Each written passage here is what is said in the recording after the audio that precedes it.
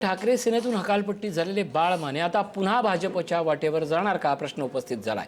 बाळ माने हे नारायण राणे यांची भेट घेणार आहेत। थोड्याच वेळात बाळ माने आणि नारायण राणे यांची भेट होऊ शकणार आहे। बाळ माने मुख्यमंत्री फडणवीस यांची भेट घेणार असल्याची माहिती मिळते। कोकण विधान परिषदेतून बाळ माने यांनी काल माघार घेतली होती। कोकणात माघार घेण्यासाठी 25 कोटी रुपये दिले असा संजय राऊत यांनी आरोप केलाय। पक्ष नेतृत्वाला अंधारात ठेवून बाळ मानेंनी माघार घेतली असाही राऊत यांनी आरोप केला होता।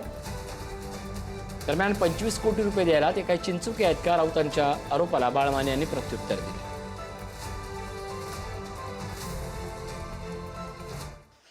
कोकणातील माघारीसाठी 25 कोटी रुपये दिले साधारण, त्यातले 15 कोटी रुपये बीकेसीतल्या सॉफिटेल हॉटेलमध्ये दिले। विचारा, तुम्ही जाऊन विचारा, घेणाऱ्यांना आणि देणाऱ्यांना विचारा या निर्लज्जपणावर।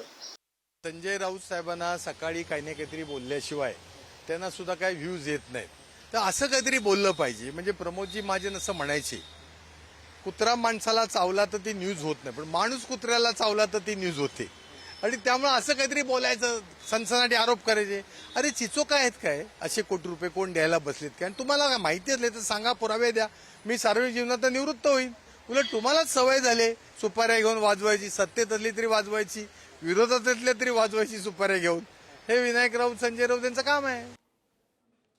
दरम्यान यावर नारायण राणे यांची एक वेगळीच प्रतिक्रिया आली आहे। निवडणूक आली की बाळ मानेंचं नेहमी तळ्यात मळ्यात सुरू होतं अशी टीका नारायण राणे यांनी केली आहे। प्रत्येक निवडणुकीत बाळ माने पुढील 5 वर्षाची तरतूद करण्यासाठी राजकीय भूमिका बदलतात असा आरोपही नारायण राणे यांनी केला आहे। तसंच निवडणुकीच्या तोंडावर तडजोडी करून उमेदवारी मागे घेण्याची त्यांची जुनी पद्धत असल्याचा टोला नारायण राणे यांनी लगावला आहे।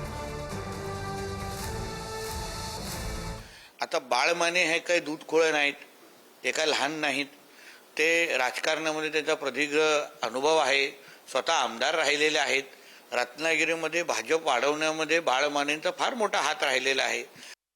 चोराच्या उलट्या बॉम्ब आहेत त्या। माने हा ओरिजिनल बीजेपीचा आहे, मात्र तो निवडणूक आली का तळ्यात मळ्यात त्याचं चालू असतं। तो जो वैयक्तिक पक्ष म्हटला तरी चुकीचं होणार नाही। बाळ मानेला तुम्ही सिरियस घेऊ नका।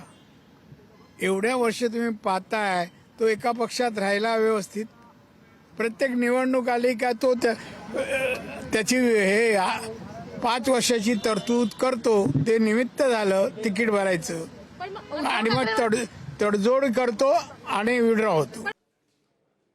दरम्यान चोराच्या उलट्या बोंबा म्हणजे बाळ माने अशी टीका विनायक राऊत यांनी केली आहे। उद्धव ठाकरेंचा विश्वासघात करून त्यांनी उमेदवारी मागे घेतली आहे। स्वतः हेराफेरी करून दुसऱ्यांना टोप्या घातल्या। विनायक राऊतांनी बाळ मानेंवर आता जोरदार टीका केली। उलट्या बोंबा कशा असतात त्याचं उदाहरण म्हणजे बाळ माने। म्हणजे स्वतः हाराखेरी करायची, स्वतः इतरांना टोप्या घालायच्या आणि प्रामाणिकपणे माननीय उद्धव साहेबांनी ज्यांच्यावर विश्वास ठेवला त्या उद्धव साहेबांशी बेईमानी करून, उद्धव साहेबांचा विश्वासघात करून विधान परिषदेच्या उमेदवारी मागे घ्यायची।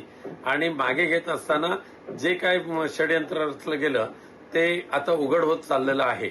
आणि म्हणून अशा या दल बदलू आणि विश्वासघातकी बाळमानेच्या प्रत्येक शब्दाला आता आम्हाला किंमत द्यायची गरज नाहीये।